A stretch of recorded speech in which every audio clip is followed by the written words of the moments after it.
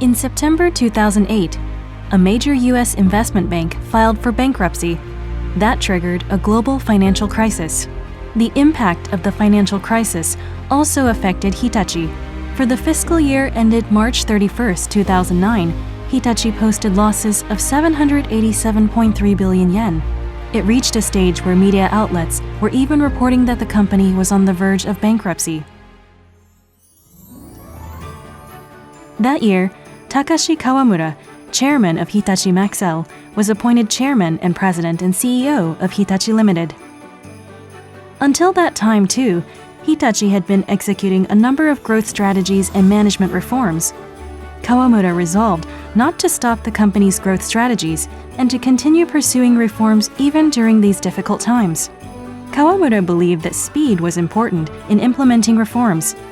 He narrowed decision-makers down to 6, namely 5 vice presidents and himself. Then, they developed a 100-day plan. 3 months later, he established the social innovation business as a key pillar of Hitachi's growth strategy, closely investigated the profitability aspects of the company's operations, and declared structural reforms that would utilize Hitachi's strengths in combining infrastructure and IT. These reforms represented a trial in which Hitachi, which was approaching its centennial, would return to its origins, consider how it would survive as a global corporation, and achieve further evolution. The reforms included a painful process of cutting off unprofitable businesses, and there were sporadic backlashes against it. Despite this, Kawamura kept his resolve for rehabilitating Hitachi and continued to engage in discussions on a daily basis until he was able to successfully gain their understanding and implement the reforms. He also introduced the in-house company system, which categorized the group's operations using 7 business categories. Hitachi was reorganized into a stronger organization in which business units were given authority and responsibility and would compete to generate profits and become the front-runners of the Hitachi Group.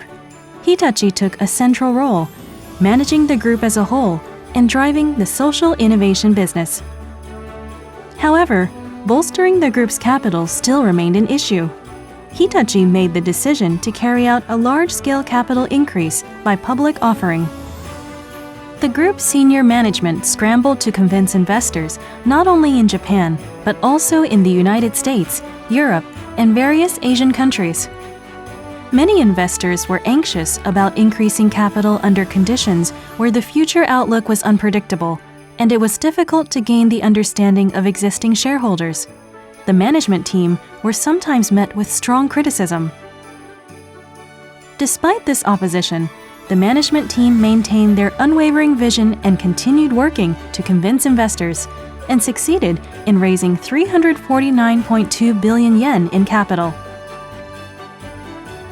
At the same time, all of the employees working at the Hitachi Group kept hold of their shared vision that Hitachi would, by any means, become a company that would compete in the global arena and work to implement reforms as a united team.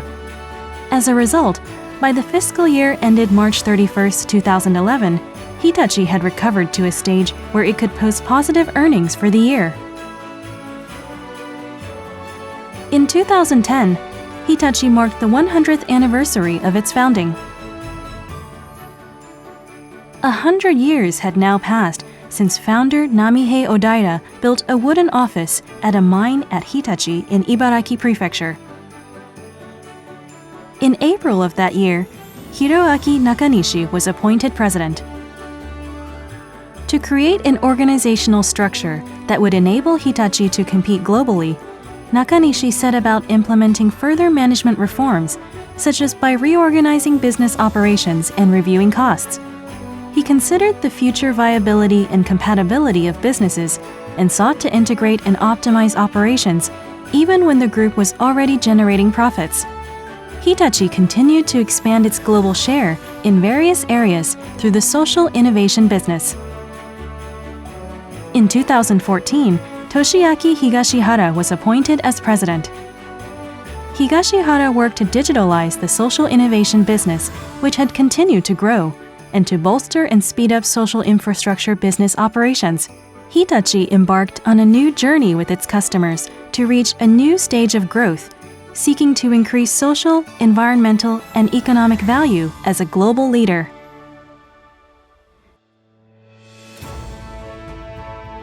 In this way, Hitachi succeeded in recovering from a management crisis. Hitachi Group employees working around the world have acquired the same shared vision, and various parts of the group have supported each other in friendly competition as Hitachi has evolved into an even stronger organization. Hitachi continues in its aim of becoming a global leader in the social innovation business and improving the quality of life for people around the world, while continuing to value collaborative creation with customers.